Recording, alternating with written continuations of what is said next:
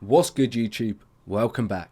Today it is Lazy Daze Tubby doing a solo reaction on my solo channel for you guys today, and I am doing some more history reactions for you, and I'm going to be starting the early Muslim expansion. So we're doing the first episode, but I'm going to break it up into multiple parts. You're probably looking at 4 parts of 25 minutes, maybe 5 parts of 20. We will see where it seems like a good idea to stop.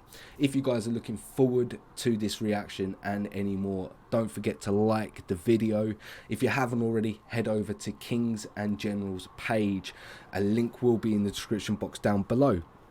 If you guys are enjoying my content, like, comment, subscribe, hit that notification bell, but I am just going to jump straight into this one.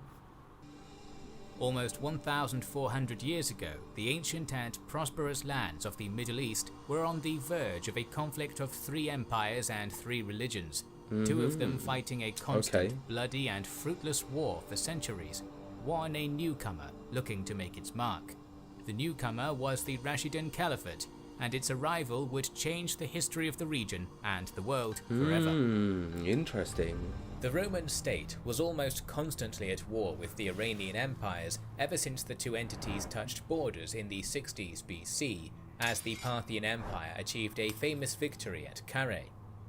The Roman Republic transitioned into the empire, and then this empire's western portion was lost to foreign invasions, leaving only the Eastern Roman Empire, while the Parthian Empire was replaced by the Sassanid Empire. But even then, these 2 states continued to fight. In the 3rd century AD, another factor was introduced to these conflicts, the Ghassanids and the Lakhmids.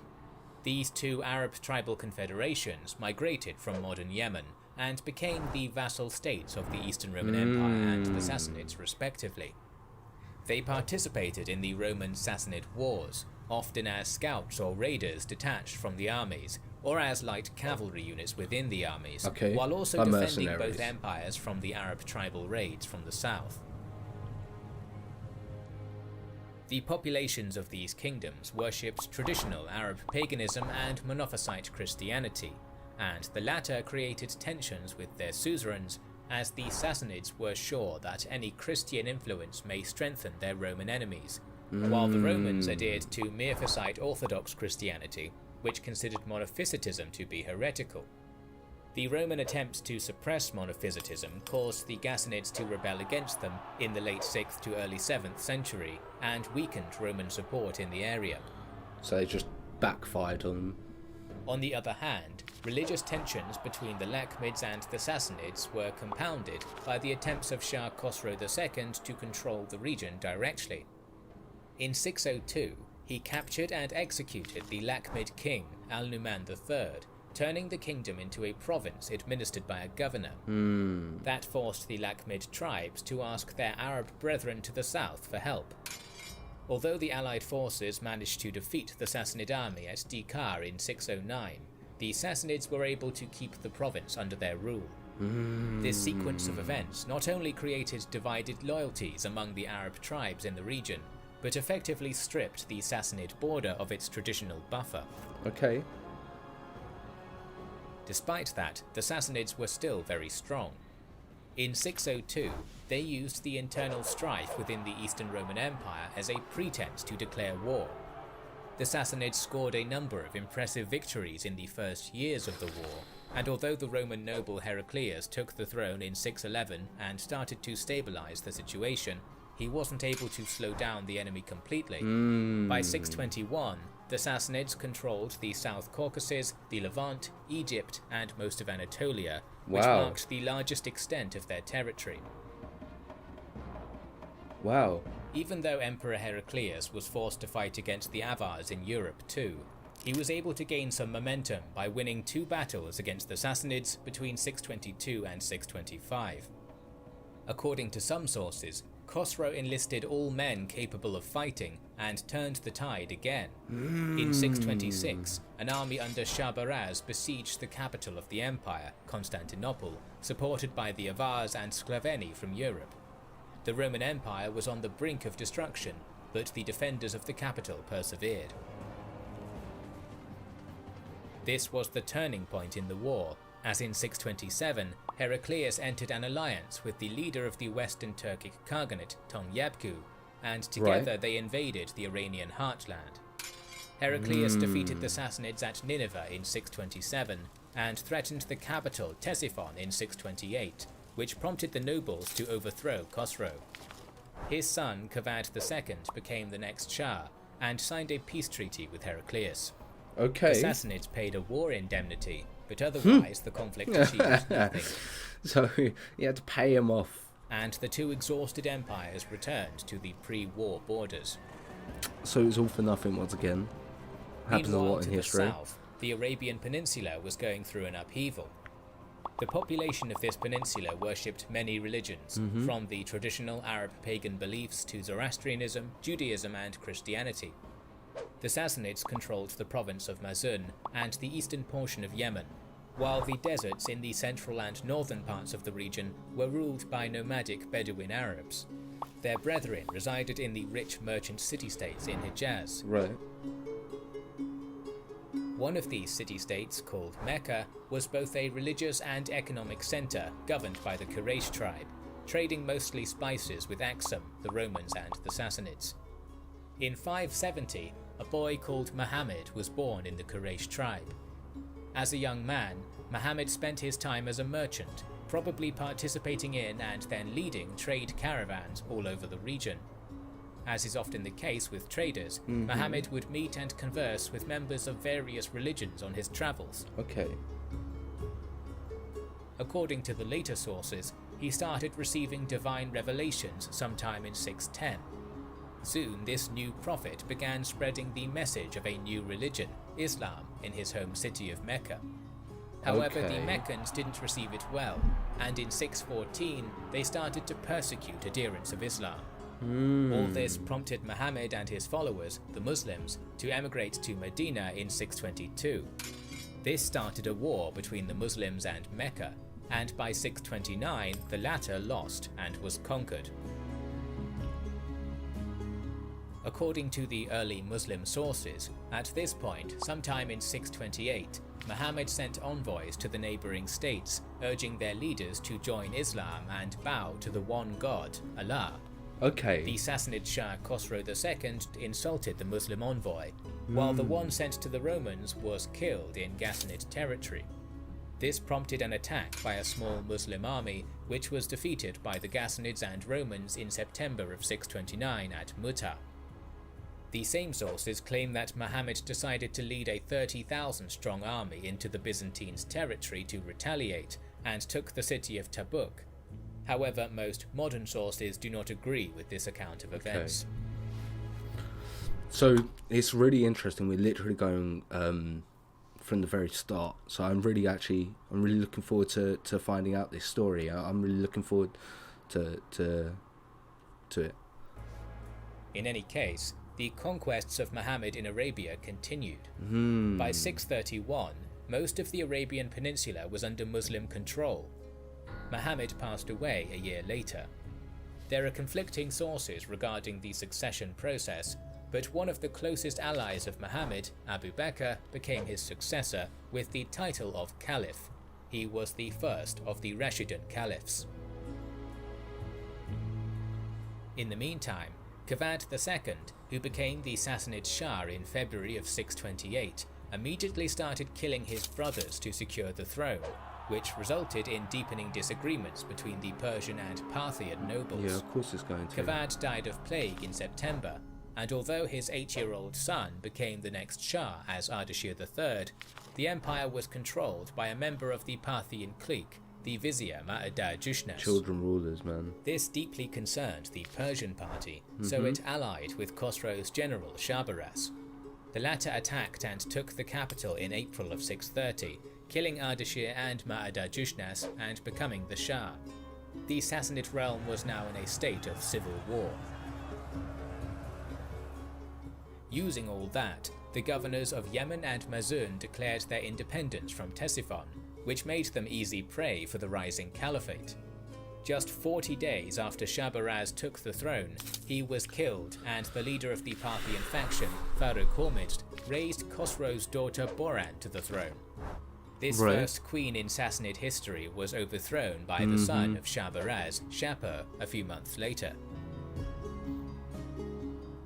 To stop the war between the factions, Farrukh offered a marriage between Shapur and another daughter of Khosrow, Azamidakht, but the latter refused, and the noble usurped the throne for himself in late 630. He would be killed by the supporters of Azamidakht in 631, after which she took the throne for herself. Farrukh's son Rostam marched his troops to Ctesiphon to avenge his father, defeating Azamidakht's armies along the way.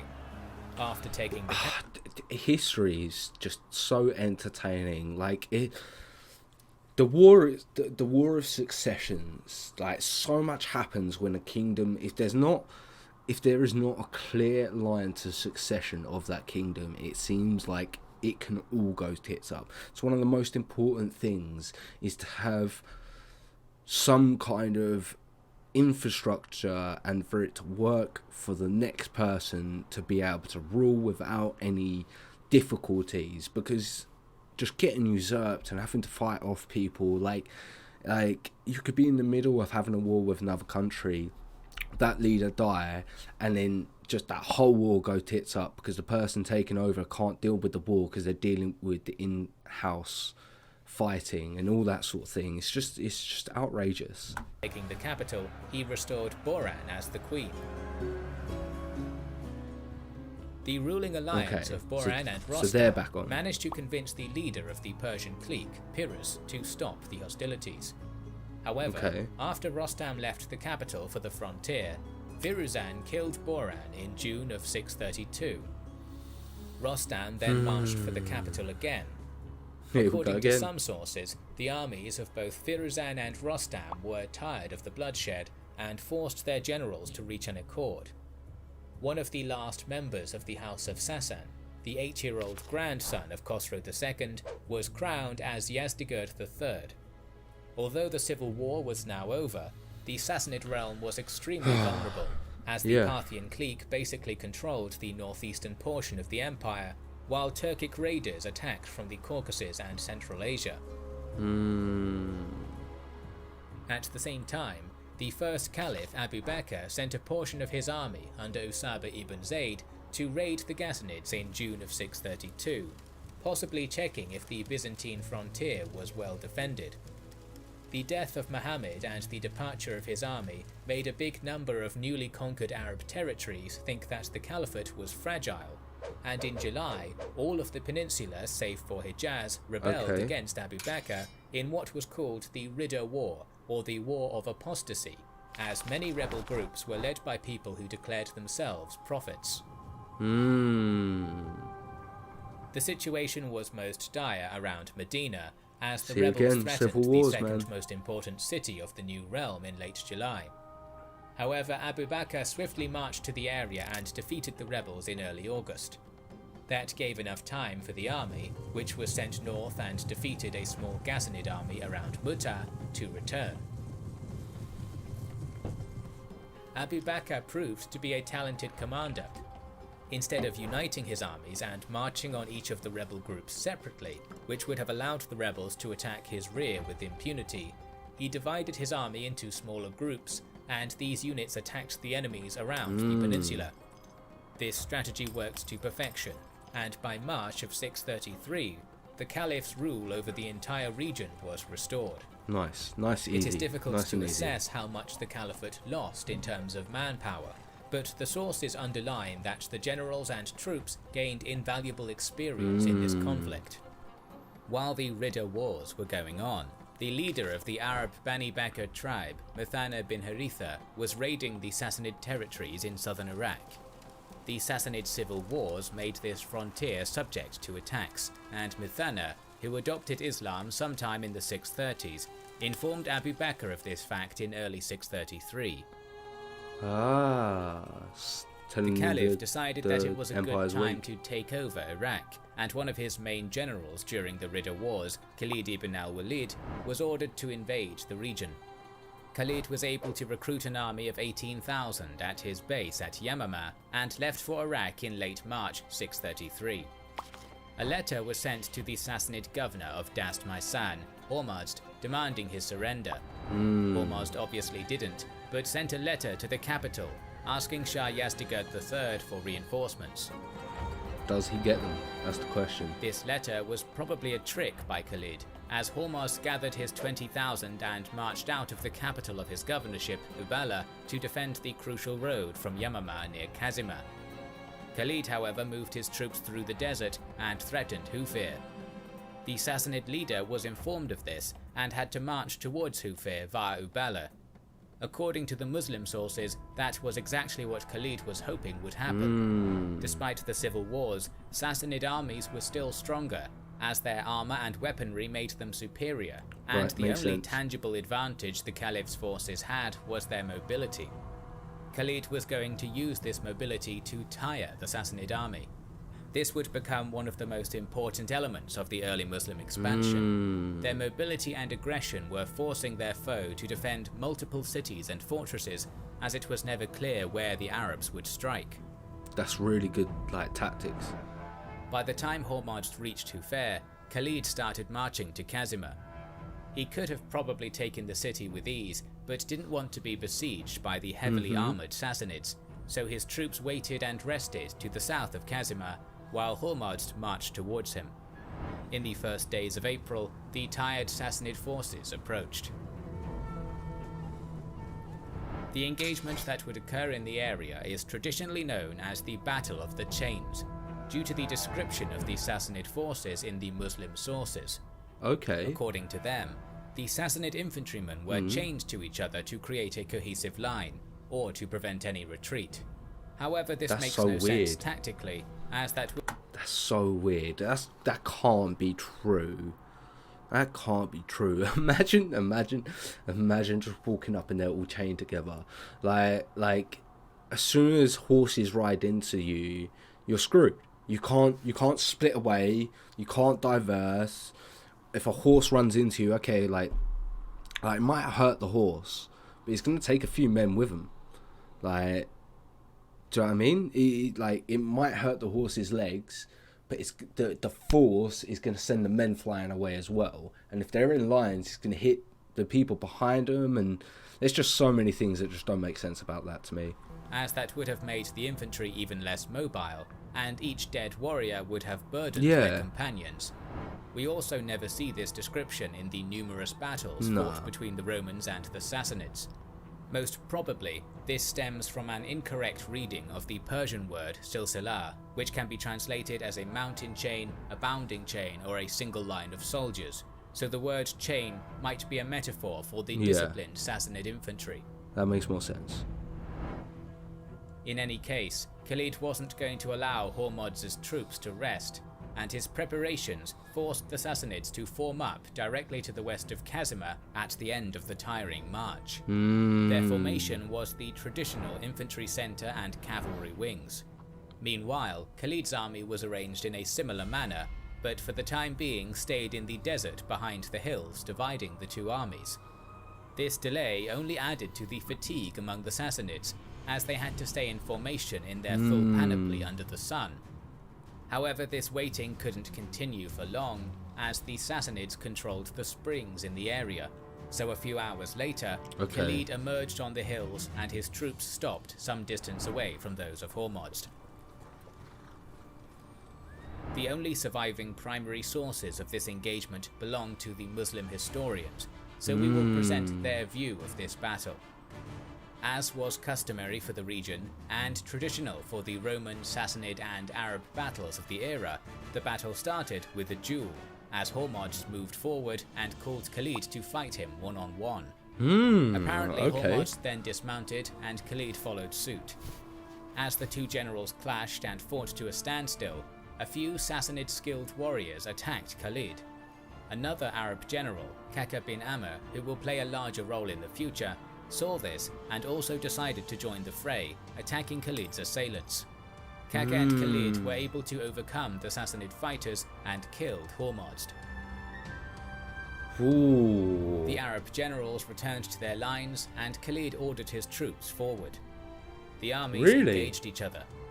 On the wings, the balance of forces didn't allow either side to gain the upper hand. I'm surprised they're While still in fighting the center, after the Muslim infantry charged.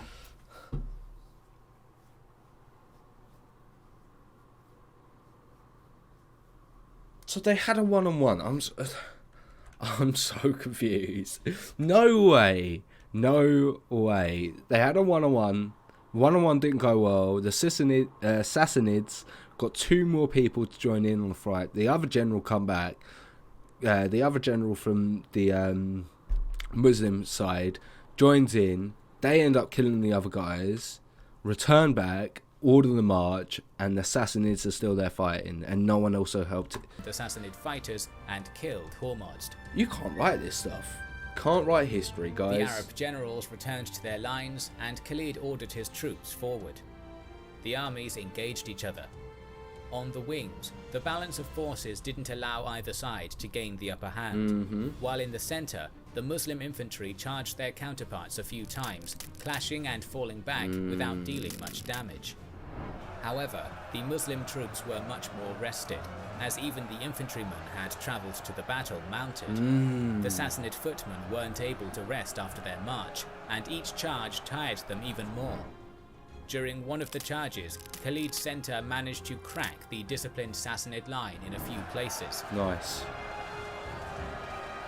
The Sassanid army, which was left leaderless in the wake of the duel, panicked, and the commanders leading the wings, Qubaz and Anushjan, started retreating with their horsemen. Their Muslim cavalry counterparts didn't chase the enemy horsemen, and instead they just enveloped left the Sassanid people centre. to die. Soon the battle was over. We don't have a clear source on the number of casualties, but it is probably fair to assume that half of the Sassanid army was lost, while Khalid's casualties were less than a few thousand. Do you know what? That's absolutely insane. That's really blown my mind. Do you know what, guys, as well? I think that's a good point to finish this episode. And this part one of episode 1. I know it's only 18 minutes in, but it seems like it's a nice sort of end point. Obviously, when we next jump on for the next part 2 of this series, we will start up from this point and go until another good breaking point. I am really shocked. I don't want to take on too much information as well and then just get brain fried. I can't believe they had a duel. And then what happened in the duel, and then the fact that army stayed as well, that really surprised me. I haven't heard much of that. Really, wow. I really am looking forward to finding out what happens from the Muslim point of view, and finding out how they expanded and more about their history in general. It's really not covered over here, so I am definitely looking forward to jumping on the next episode of this, guys. If you haven't already, like, comment, subscribe, hit that notification bell, and I will see you in the next video.